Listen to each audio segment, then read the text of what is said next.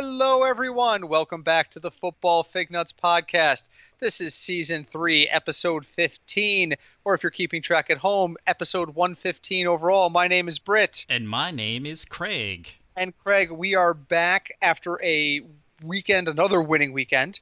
Yes. And a weekend that saw me on the road. I'm on the road again, so I apologize. If you're getting any bad audio, it's completely me and my headphone's fault. Or we'll just blame Skype. That's fine. We could blame Skype. I'm going to blame the nor'easter and the fact that I'm night blind for why I'm not there.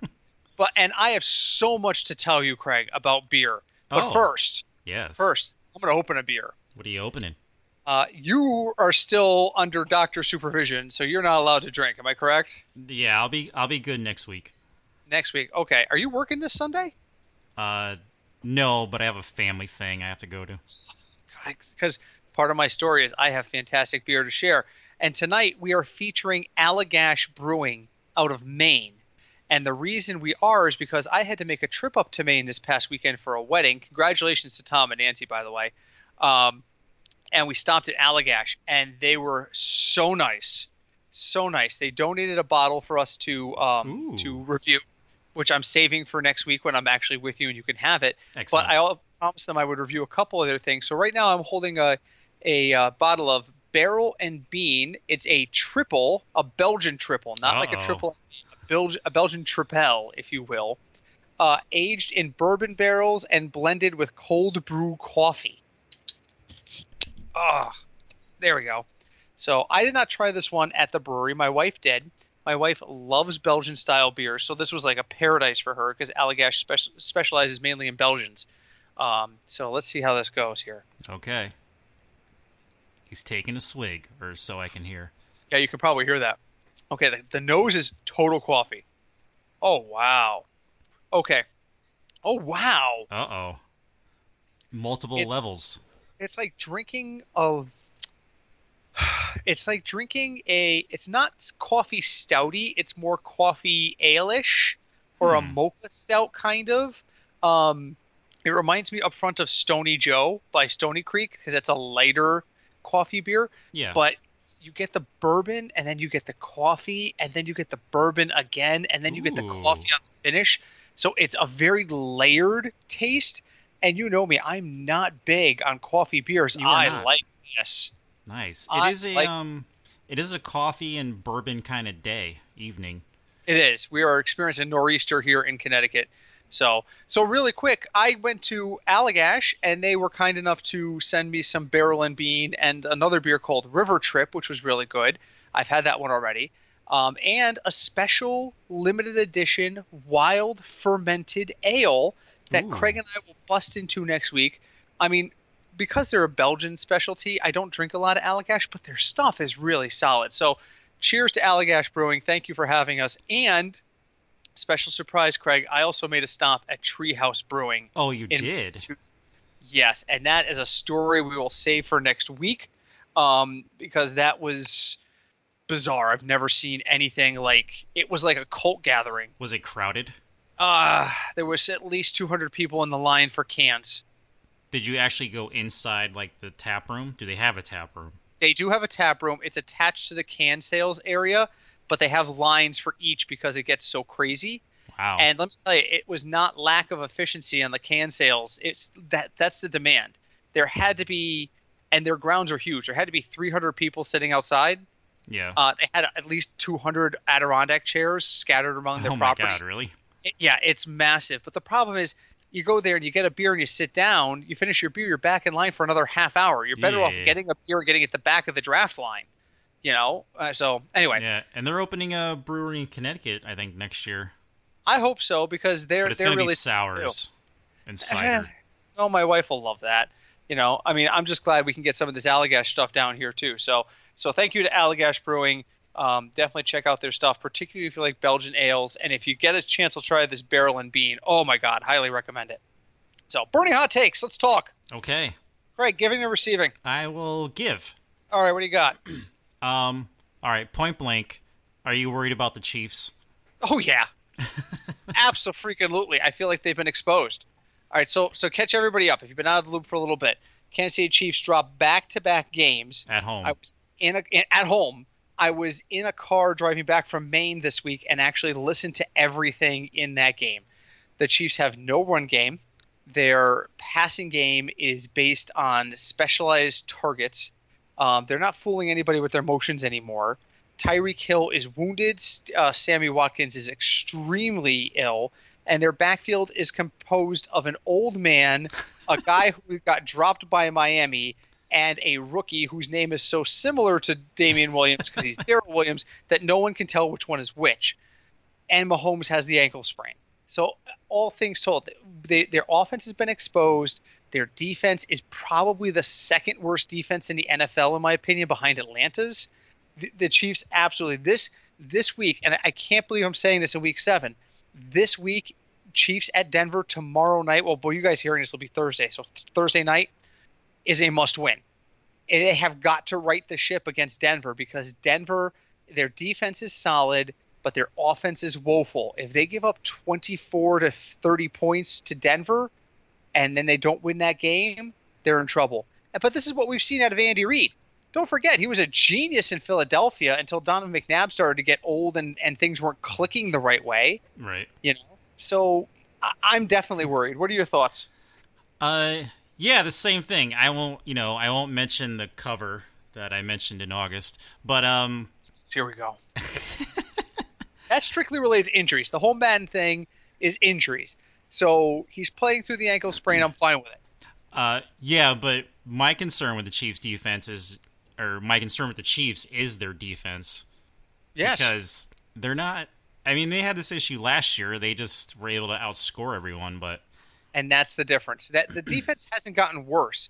The offense isn't producing like it used to. And I think the game plan at this point is pretty straightforward.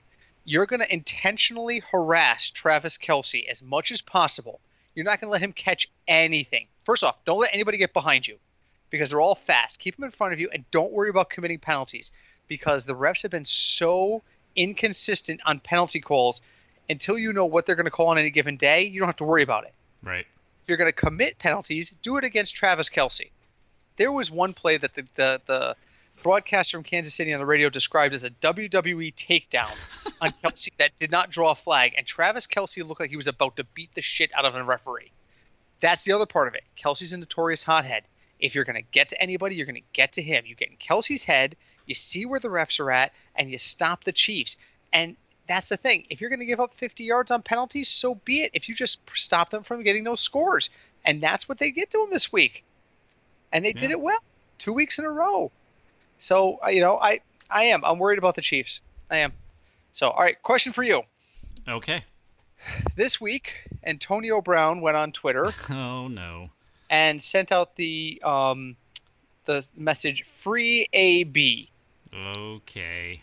Craig, do you have any pity or do you feel like this guy deserves anything after getting himself thrown off the Raiders and then sued to the point where even the Patriots couldn't deal with him and then said he didn't want to play football anymore? Does this guy deserve any of this attention? In the immortal words of a former coworker named Chuck. Chuck. It's your own damn fault. Yeah. Like, he brought this all upon himself. He had this, or maybe he still does, have a giant ego. Mm-hmm. And, I'm not taking away his talent because he's an amazing receiver. Mm-hmm. But you have to be able to kind of be on a straight path. Even a slightly bended path, but he was literally all over the place. So and I don't think teams want that. He's a huge red flag.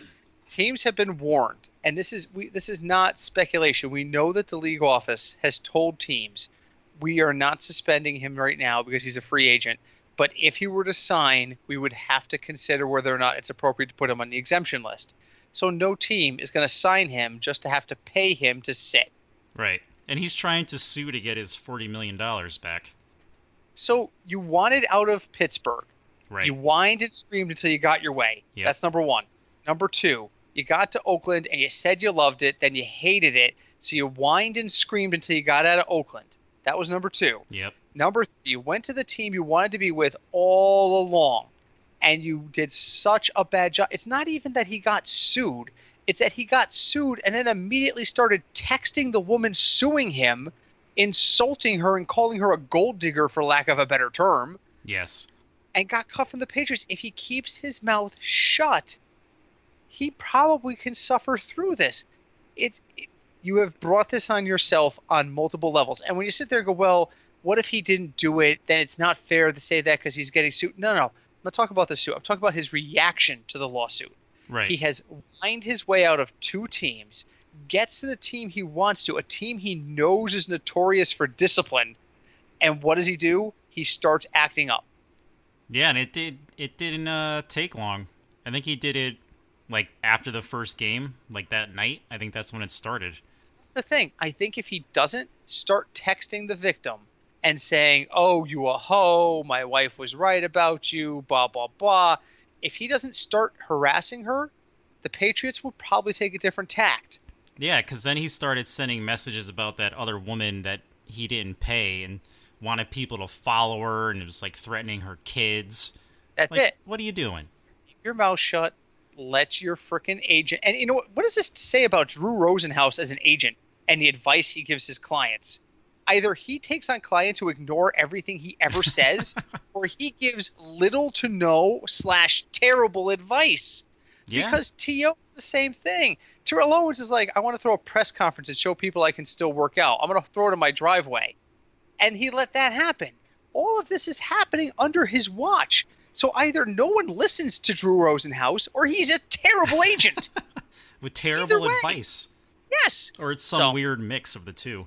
Exactly. That's exactly it. If I were an athlete in college and Drew Rosenhaus called me and said, hey, you're entering the draft, I'd love to talk to you. No. No. Thank you, but no. I like making millions of dollars. Yeah, for one contract, and then no one's ever going to re-sign me. I need somebody who's going to guide. The best agent is like the best umpire, the guy you don't know their name. Yep, pretty much. If you go to a baseball game and you don't remember who officiated the game, it's a good day. That's true. And that comes from a guy who did officiating. So, all right, question the third. What have you got for me? So the third, and I know we've talked about this before, but is it you think it's time after? Did you see the 2 horrible calls against the Lions? I did not, because I was asleep. I'm an old man, and I go to bed.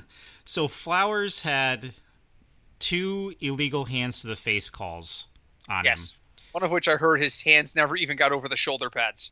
Right. And the other one, it was on the top of the dude's shoulder, but it wasn't it wasn't on his neck or face. Mm-hmm. Right? So that actually caused, and you can say that the Lions lost because of, 5 other plays in the game. And that's what Matt Stafford said afterwards. He was like, I'm not going to blame the refs. Right. So, but because when you look at it and everyone in the stadium looks at it, you can tell that it wasn't a penalty. And then the next day, the NFL calls the Lions and be like, oh, we're sorry. The penalty was wrong. Oops.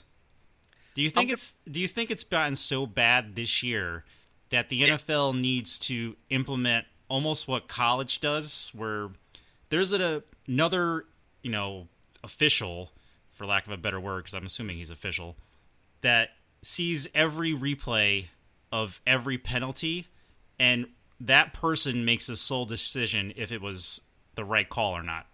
I want you to, at this point when you go and you process this episode, this is the part where you insert my Alien / X-Files style music. Because I am going to go tinfoil hat on you right now. All right. I believe at this point that the referees are doing such a bad job that New York is intervening. During the Chief game, there was a pass interference penalty that got picked up, and the penalty was called, and then all of a sudden the lineman came running in, blowing his whistle, and went to the official and put his hand up against his ear, cupping it over the earpiece. Why would you do that? Why do you ever cover an ear with an earpiece in it? That is usually because you were trying to hear someone talking to you. There was no challenge. There was no review. It was not inside 2 minutes. So the lineman runs up, cups his hand over the ear, says something to the official. The official turns around and goes, "There is no flag on the play," picks it up, and goes back to the game. And the Chiefs are like, "What the holy hell just happened?" Huh. And that was against the Chiefs?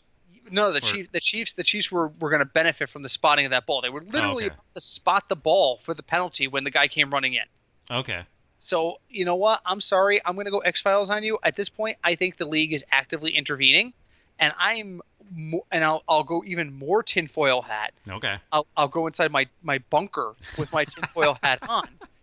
I think we have a situation where it's possible that the legal gambling associated with football is starting to interfere with the league. Yeah, because now DraftKings is a sponsor of the NFL, which is really weird. I think the league is now watching its own officials. So I think the officials are bad. That's one. Right. I think betting is legal now, which is two, and that automatically makes everyone that's doing a bad job look suspicious. So True. Now I think the league is overwatching its officials, which is just creating more suspicion. So the end result is the officials are bad, which now makes some people think they're in with the mob. And the NFL is now watching them because they don't want a situation like they had with that NBA referee that got found to be remember that? And was fixing points. Okay, they don't want that. So I think everyone is overreacting, and the bottom line is the officiating this year has been brutal, and now the overreaction has done exactly what it wasn't supposed to do. It's made things worse. True. So yes, I think the officials are doing a bad job. The NFL is doing a bad job looking at their officials. I think the whole thing is a mess, and the integrity of the game sucks right now because of it.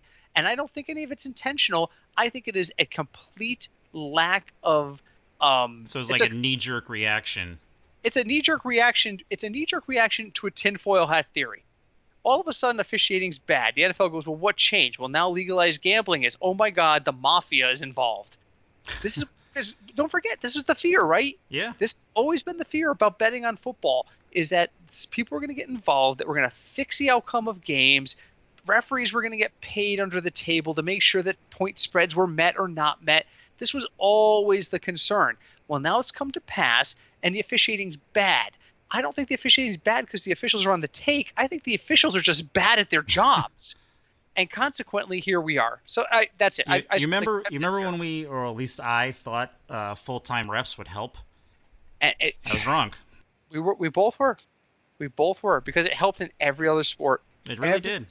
Adam. So, like, next year, do you think the NFL should just be like, hey, we're putting a fifth official in a booth to, like, overturn calls or recheck calls?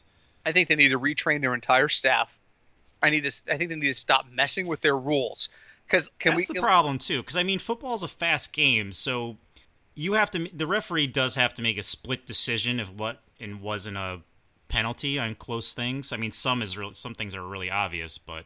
And can we just take a moment to acknowledge that the review of pass interference has been a complete farce? Complete farce. Going into this week, and I have no idea what the results were this week. I read an article, 15%.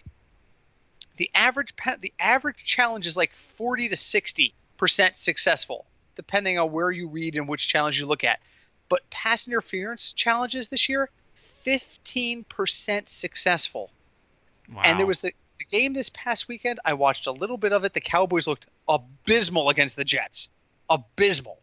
And at one point, Jason Garrett got very upset and screamed at an official. And you can see the official very clearly turn to him and go, then you can challenge it. And Troy Aikman even said, look, he says it, you can challenge it. And the flag was thrown. And the challenge failed. And then later in the game, the same official was running by Jason Garrett, and Garrett was upset about another call, and with the red flag in his hand, shook his fist twice as he yelled something at the official and then slammed the flag down, and the official flagged him for unsportsmanlike conduct. Yep, I saw that. I'm like, you've got to be kidding me. So now your reaction to every call that doesn't go your way is to tell the guy, well, you can go ahead and challenge that. A challenge you know is not going to be successful because it's a complete farce. It is. And then when the guy gets upset because the system isn't working, your response is to flag him when he tells you you need to do your job. Yes. And we have reached the point with bad officiating that I am defending the Dallas Cowboys. Wow, we've gotten to that level. That is how bad it has become. I am actively on the air defending the Dallas Cowboys. Who would have ever thought? No one in their right mind. No. No one. Maybe Jerry Jones. Okay. We're not going to go in there. We're not going to go in there. But you know what we are going to do? What are we We're going to play America's favorite game. Awesome. All right, Craig. Okay. So, I got 3 games high and 3 games low. Full disclosure, the high line is 49 and above. The lower line is anything under 40. Do you want to start with the highs or the lows this week? Let's go with the highs. Okay, so I got 3 games that are at least 49 in the over-under. Give me the 3 games and get the obvious one out of the way. Chiefs, Broncos. That's correct. That's exactly 49. Okay. That's the first time the Chiefs line has been under 50 this year. Wow. And did you know what the line on that game is? 3. Really? The Chiefs are giving 3. That's how bad the Chiefs have been exposed. No one has faith in them. So here's what's going to happen. They're either going to go into Denver, and Denver is going to keep it close and squeeze out a win, or it's going to be 22-21 Chiefs, or the Chiefs are going to go in there and decimate them, and it's going to be 53-10. Either one is quite possible, actually. I have no idea, but 49 is the line there, so that's one. What else you got for me? You got let's 3 go strikes and 2. Rams, Falcons. Rams, Falcons. Yes. Oh, my God. Okay, so I missed that one. Okay. So there's actually 4 games you're shooting at. Oh, okay. Good to know. But yes, that's a 54. And the Rams, and again, here we go again with the freaking Atlanta Falcons. The Rams are giving 3 in Atlanta. Are you kidding? I might take the Falcons. Really? You think they're going to be within 3 or win that game outright? They're always a little better at home, but that game's going to be a shootout, so... Because the Rams don't look spectacular either. No, and that's the thing. And it's so for fantasy, we've been talking about Matt Ryan all year. Matt Ryan is the only quarterback that has yet to throw for under 300 yards in a game. He has been over 300 yards every game this season. Wow. I did not know that. Mind blown right there. He has played 6 straight. And if he does it this week, he will be the first quarterback in NFL history to start the season with 7 consecutive 300-yard games. And against the Rams, that's quite possible. Well, there goes into the question. We never got into the Jalen Ramsey, Marcus Peters thing in our Burning Hot Takes. True. I don't think it changes anything. I really don't. No, especially if Jalen Ramsey is actually hurt. I think he's going to play some, but Aqib Talib is going to be out. Marcus Peters has been shipped out. And can we just acknowledge for a fact the captain sock thrower lasted less than 2 seasons in the Rams? Oh, yeah, huh? And he was not a part of the deal to get Jalen Ramsey. He was shipped out after the deal happened, which says to me one of 2 things. Either he wore out his welcome or they didn't have enough money to pay them both, salary cap-wise. It could be both. It could be either. But I don't think it's coincidence that Marcus Peters keeps finding ways to get traded. Something about that. So with his socks. So that's 2. So there are 2 more. I apologize for that miss. That was a bad miss by me. 2 more games of at least 49. All right. Let's see. Saints, Bears. No. Ooh. Let's see. Take it your way, you think. Vikings, Lions. Swallowing. No. Strike 2. Texans, Colts. By the way, just an aside. Yeah. Minnesota at Detroit is a pick'em. Really? Ooh. I'm sorry. I think Minnesota has righted the ship. I really do. I really, really do. I think Minnesota has righted the ship, and I don't see anything in Detroit that's worth a damn other than Kerryon Johnson. And even Kerryon Johnson has been woeful. You look at his every week he's like a must start, and it's I don't know. 36 yards and a touchdown. You're like, well, or was it this week? It was like 70 yards and a touchdown. But he had like 28 carries. He only averaged like 3.1 yards, and you're like, what the hell? So all right, so that's strike 2. What was your third one? Texans, Colts. Strike 3, you're out. Oh. Texans, Colts, where are you? Nope, that's actually a 48. Close. 48. Close. So the other games, Baltimore at Seattle is a 50. Really? Well, Lamar Jackson's all over the goddamn place. That's true, and the Ravens' defense is actually not that great, so that makes right. sense. So, and Seattle is at home, and Russell Wilson always plays better at home. So, and then the third game is a game you would never guess. 49.5 is the over-under for Arizona at the Giants. Stop it. I kid you not. 49.5, and the Giants are 2.5-point favorites. Say that again. The Giants are favored to win this game. In Vegas's mind, this game is like 27-24. Like, no joke. Wow. So all right, so let's talk about that. Chiefs Denver is a Thursday night game, so in DFS you may not be touching that game unless you're doing a Thursday night pool. So we're not going to talk about that very much. Arizona at Giants.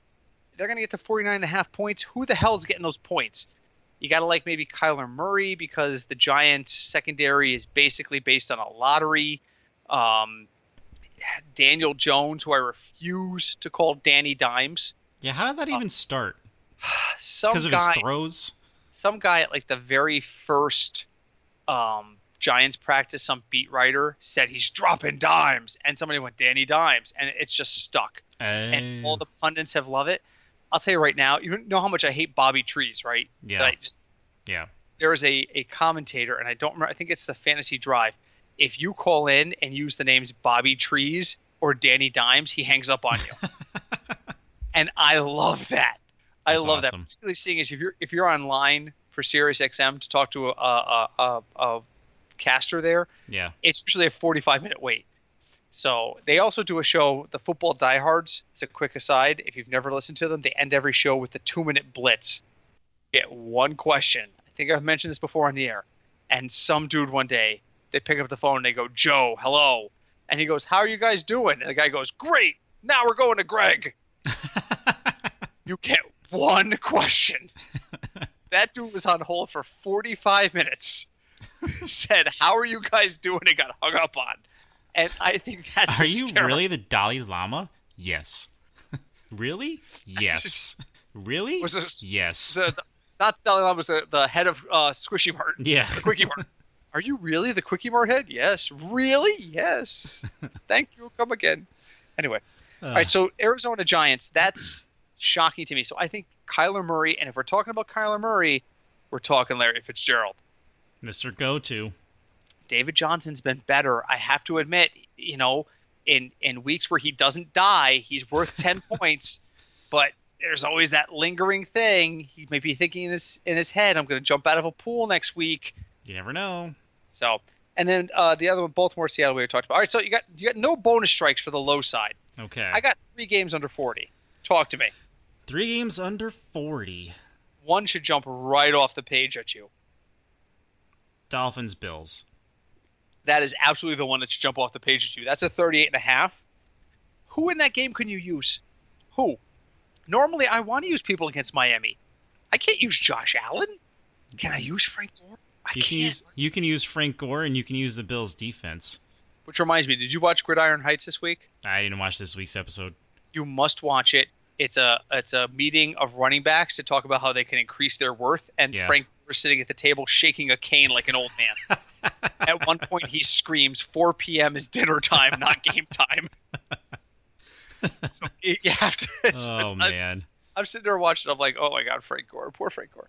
All right, so I gotta fade that entire game. I know some people are big on Josh Allen this week because Miami is a cream puff. I'm just gonna avoid it. So, all right, so you got that one right. You got 2 more, and you get all 3 of your strikes. Okay, let's go 49ers Redskins. No, that's a 42. So strike 1. Jags Bengals. Strike 2. That is a 44 because Minshew Mania is running wild. It is. So. Yeah, this is a tough one. You got 1 strike left to get the last that are under 40. Wow. They're close, too. They're 38 and 38.5. So these are not easy picks. Patriots Jets. Pats Jets. Where are you on my list? Monday. Nope, 42.5. Strike. You're out. I'm not surprised you didn't get these. It's Chargers at Titans. Yeah. It's a 38.5. Well, yeah, but again, quarterback change. True. The Chargers have so many freaking weapons on paper, just like the Falcons. It is just like the Falcons. The only difference is Matt Ryan goes into the locker room every day with 2 points and comes out with 40. Phillip Rivers goes into the locker room with 5 points and comes out with 10. I don't get it. I don't understand why the Chargers aren't better. And the other game is New Orleans at Chicago. No Drew Brees. Is Trubisky back? I haven't heard anything about Trubisky. I don't think he is. So you got neither one of them have their starting quarterback. The only player on either of those teams right now that's worth a damn is Michael Thomas. Although I did make a big move this week, and you already know this because you're involved in it. I did acquire David Montgomery, so I would love to see David Montgomery do well. I got off the Joe Mixon train. No, now I'm on the train. I went on Twitter this week and I said, the difference between an expert and a guy who pretends to be an expert, knowing to admit you're wrong. I might have been wrong about Joe Mixon. It's not his fault though.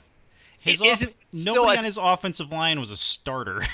But still, as an expert, as a person who puts out a podcast, and a person who has been called an expert, which I was shocked when people actually said Britt's an expert on these things. But the field conditions people were kind enough to use that, and our friends have used that with us, and they're like, "Yeah, listen to your stuff. You guys are really great."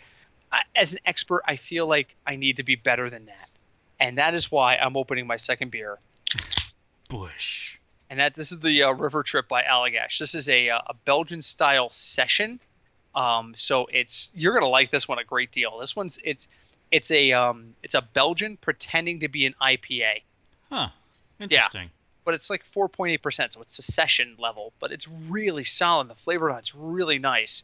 I actually went there and they had like 20 of their beers on tap, and I said, "Give me something that's an IPA," and they go, "We don't have any IPA." So give me something that's like an IPA. They went River Trip. This is exactly what they told me to take. So I like it. Very light and very nice. So yeah. So I mean, I don't know. I apologize to everyone who drafted Joe Mixon because I hyped him up. Now that he's with Craig, he's going to go bonkers. You realize that, right? He's going to rush for 150 yards the rest of the season in every game. David Montgomery's going to fall apart like a Lego piece, and Joe Mixon is going to suddenly decide, I don't need an offensive line. I can do this by myself. He may even go Wildcat and just say, Dalton, go have a seat, and do it all himself. So, all right. So that's America's favorite game. Yeah, so did you see on Twitter the Football 360? No, did they talk to us? What did we do now? No, he posted, or she, I'm not sure. He's a dude. He posted that his first two picks were Joe Mixon and Juju. Yeah, and I said to him, he's 0-6. My first two picks were Joe Mixon and Julio Jones. I'm 1-5 in the league that I did that. I'm 1-5. What are you gonna do? Uh-oh. Breaking news. What do you got? Roger Goodell says a 17-game season is part of the new CBA talks. It would push back the NFL's schedule. Breaking news, Britt says that'll never happen. It would plan to start the weekend after Labor Day and play deeper into February. And a one-game reduction in preseason. Then we're not playing deeper into February, are we? That's what it says. You're taking away a preseason game to add a regular season game, so it's the same number of games. Yes. What they need to do, honestly, is they need to add the second bye weekend. It's a pain in the ass for fantasy football. I understand that. Guys like you and I are going to struggle with it. But they experimented with it once. They went with an 18-week season. It's the way to go. And you know what the worst part is? The players didn't like it. Oh, it disrupts our flow. Well, we're not trying to disrupt your flow. We're trying to keep you alive. So, anyway, let's talk about the metric. So, how'd you do this week in Week 6 DFS? Not bad. Not stupendous, but not bad. Were you plus, minus, or even? I was, a little plus. Me too. I was plus by like $5, Nothing and I'll take crazy. Exactly. Not like the week before. I ran 4 lineups this week. 1 cash game lineup that I used just the value plays and then used my own expertise to fill in.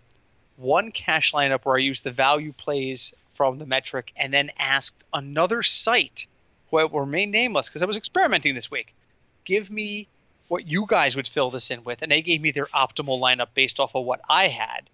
The third lineup was the lineup we discussed on the air, and then the fourth lineup was a tournament lineup based solely off of the metric.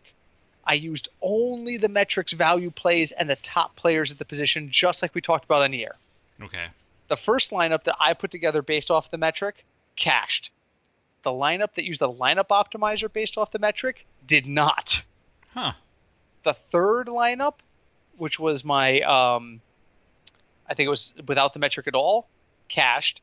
The fourth lineup, the one where I solely used the metric, no guesstimation on my end, because we've had conversations before. I'm like, well, the metric likes this guy and I don't, blah, blah, blah. Like last week, I think it was Greg Olson. The metric loved Greg Olson. I was like, I can't. I went with that lineup. That was my highest scoring lineup of the week, 190 points on DraftKings. That's not bad. If I'd used that across the board, I would have cleaned up. Yep. Don't you love that? So the lesson I learned was, A, trust my own judgment, B, trust the metric, and C, don't trust other sites. Use your own system. So with that in mind, we go into week 7. All right, so you have the metric in front of you? I do. All right, good. Quarterbacks. So I says as a metric, give me a name. And it says, well, the name you use every week, Matt Ryan. I'm like, give me a different name. It says Deshaun Watson. Watson's at Indy. He's 7,000. It likes him a great deal. The metric loves the idea of Josh Allen. But don't we all? I don't think Josh Allen's going to do that well. I like using Deshaun Watson if I want to pay up at 7K. If I want to go a little bit more mid-range, Matt Ryan is the number 1 quarterback in our home league right now. He is the only quarterback, as I mentioned, with 300-yard games. And by the way, there's a bonus for a 300-yard game in the DraftKings system. He's got him every week. He's only 6,300. That's crazy. How is that possible? How is he cheaper than Kyler Murray and Josh Allen? How? Just because the Falcons are 1-5. But that's the best reason to use him in DFS. All he does is throw in the fourth quarter. That's true. That is very true. Just because you can't confuse fantasy good with real life good. There's a title. Real life good. That's it. They're not real life good. They play from behind, but their sole strategy seems to be throw the damn ball. So I'm going to use Matt Ryan this week. Who do you like? Same. Matt Ryan's my target this week. I mean, you Watson have but he's 7K. And Cinch isn't gonna like this, but Jared Goff is 62. Heard a lot of people talk about Jared Goff. And Atlanta's defense also is not good. Well, and you could even go extra cheap and put in your buddy Joe Flacco. Oh. I fell off the Flacco train a long time ago. Not to mention that's a Thursday night game, and I tend to stay away from using those. That is a Thursday night game. So, but that's not a strict rule. That's kind of a soft rule. I really like Ryan this week. If I can pay up for Deshaun Watson, I will. But Matt Ryan isn't that big of a drop off from Watson. I can save that money and use it elsewhere. Running backs. The metric adores Leonard Fournette. Loves him. He is the only guy he's predicting at 3x value. Now he's 7K. But if I'm saving money by going a little cheaper quarterback, I can afford to pay up for Fournette. Beyond that, it's guys like Le'Veon Bell. I don't trust Le'Veon Bell against the Patriots. Kerryon Johnson, again, we just discussed this. He's too inconsistent. Josh Jacobs is intriguing, but Green Bay, with the exception of last week against Detroit, has been really soft against the run. I would not mind stacking Fournette and Jacobs. What do you think? That could good because I'll be the first to say that the Bengals defense is not spectacular at all. So paying up for Fournette makes a lot of sense. Yeah. I know Adrian Peterson got his 100 yards last week. My only issue with Peterson this week is that he's playing San Francisco and their defense is pretty solid. But he is only 4,100. If you're looking for deep savings, he's right. That's right there. The place to go. Fournette is probably your stud use. Jacobs is your mid range, and Peterson's probably your value play this week. So, there we go. Because if you use Peterson, you may, if you finagle it right, you could have enough money for Dalvin Cook. Maybe. Yeah. Well, maybe Cook is 8K. See, and I've got Cook and Fournette for the same amount of points. I don't see why I would use Dalvin Cook. I would probably use Fournette because I'm saving myself $1,000 for the same point usage. True. In my book. Now, if you think I'm crazy and you think Fournette is going to outpoint Cook, yeah, that makes a lot of sense. So, my tablet's going wiki. All right, let's talk about wideouts. The metric likes Jamison Crowder again. I was wrong last week. Last week, the top name on the metric was Robbie Anderson.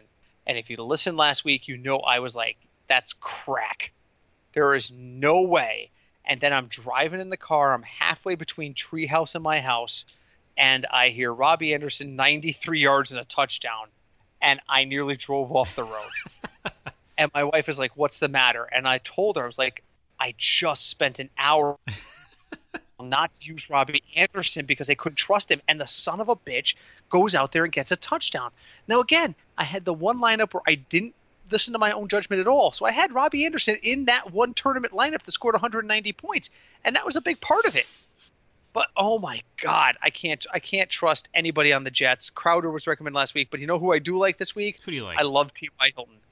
He's had a week to get better. Houston can be thrown on. T.Y. is a wily person in the secondary. I like T.Y. Hilton as a really strong play this week. If you're playing Thursday night, let's face it, anybody who suits up in as a wide receiver for Denver tomorrow night is a viable option. So I love Cortland Sutton. But if I'm really looking value, I got 3 names on my list. I'm looking at T.Y. Hilton. I'm looking at Brandon Cooks. And I know Brandon Cooks hasn't performed. I just got a feeling that they're going to focus on Kupp. I just feel it. They're going to double team Kupp, and that means Robert Woods or Brandon Cooks has got to come open. I think it's going to be Cooks.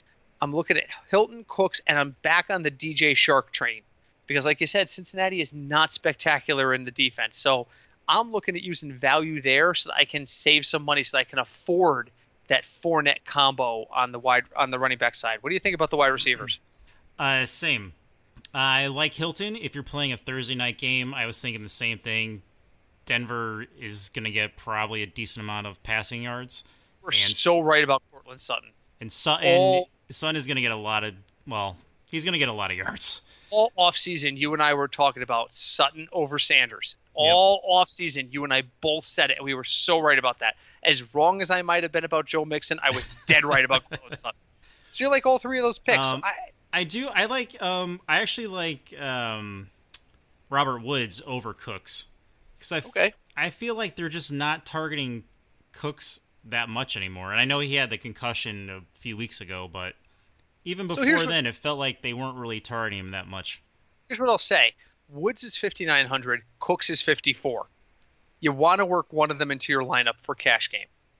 Whichever one you can afford. If you can go up 5,900 and do Robert Woods, do it.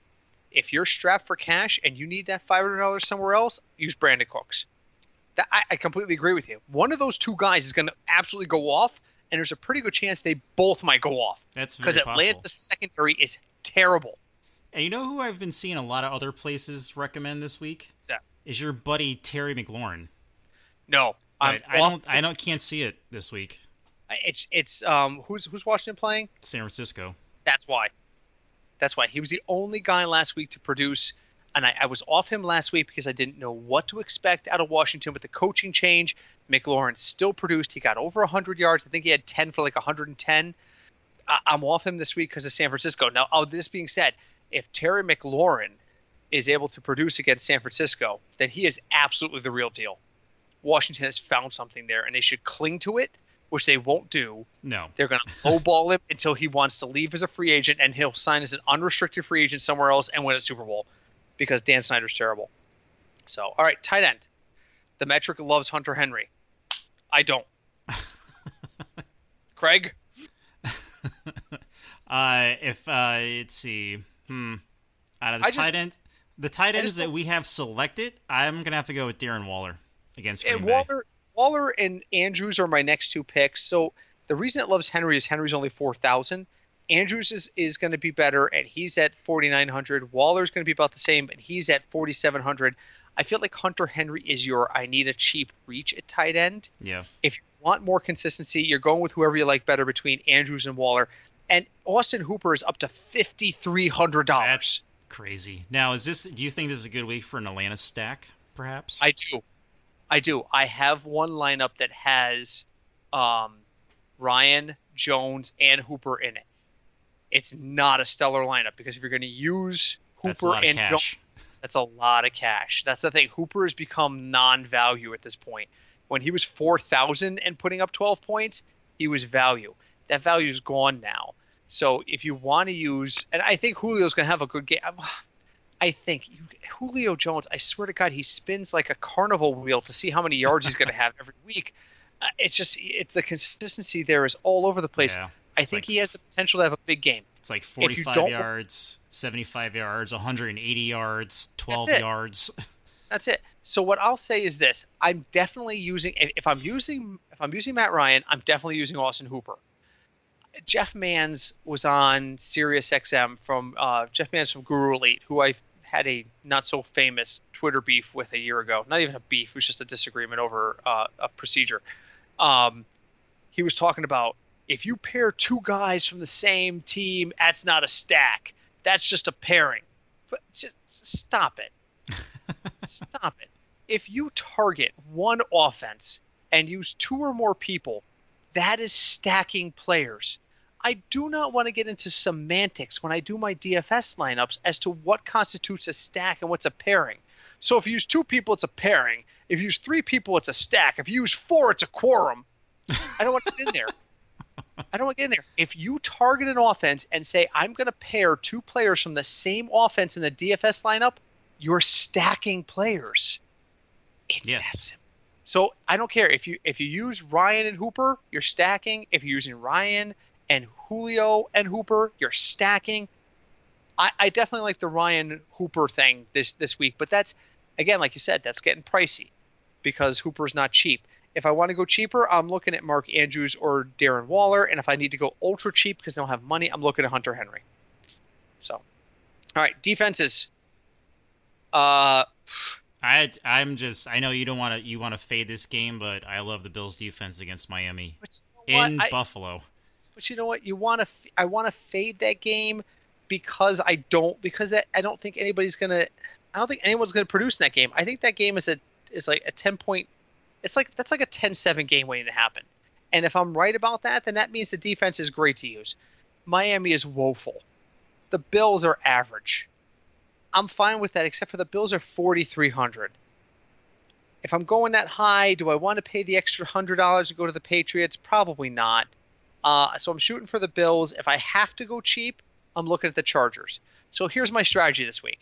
I'm going cheap at wide receiver, even though the wide receiver values have come up. DraftKings has figured it out. DraftKings has figured it out, and they've started pricing up their wide receivers a little bit.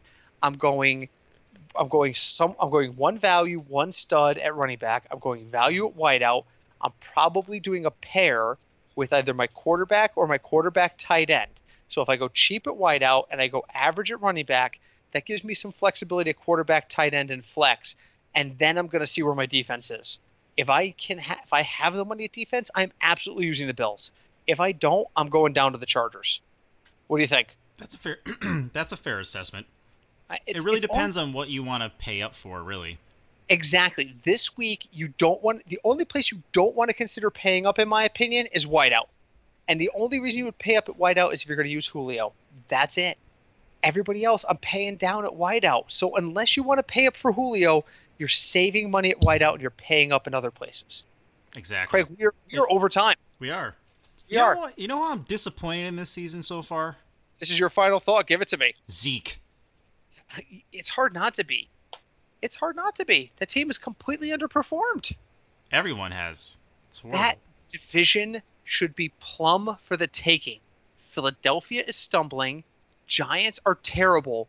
I don't even think Washington meets the textbook definition of a football team anymore. The Cowboys should own that division. But here's the reality. And they are losing it. Here's the reality. If they lose in Philadelphia this week, they are in second place. Yeah. I actually heard someone on the radio say there's a chance the Giants could win that division. And that is not a vote of confidence for the New York Giants. That is an indication of how bad everyone else is. Yeah, that is a messed up division. It's I think terrible. the most competitive division right now is the NFC North. Yeah, because I think Green Bay is good. I think Minnesota is improving. I think Chicago is trying to find its way, but if they do, they're going to be dangerous. And believe it or not, Detroit is not as bad, they just don't seem to be well coached. Yeah, I mean, there's no. a lot of talent there, and they just don't seem to be well coached. They're playing way better than I thought they would, and that's, I think you're right. I think absolutely that is the most competitive division right now in football. Maybe the NFC West because Seattle's good. Arizona isn't as bad. 49ers came out of nowhere. Niners are undefeated, and St. Louis. LA is, of course, trying to do what it's going to do. But yeah, and those two conferences, those two divisions are definitely the tops. So, final thought on my end. I am extremely proud of the work we have done this so far this year. The metric has been profitable 5 out of 6 weeks, keeping it rolling.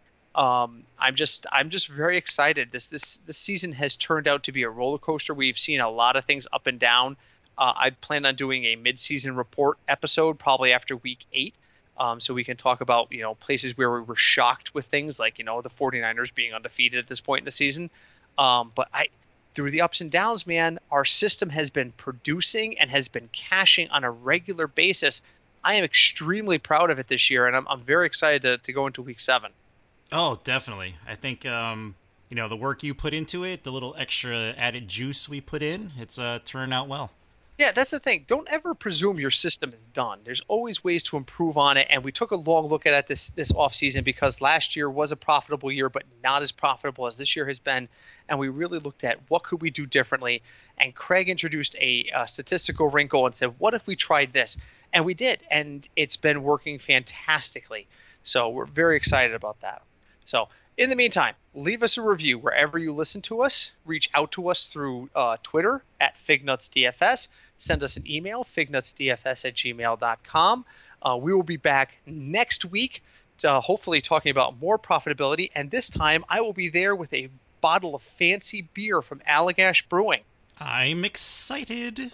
I hope it's good. Well, you know what? I'll just be happy to drink again. I've talked this beer up. It better be awesome.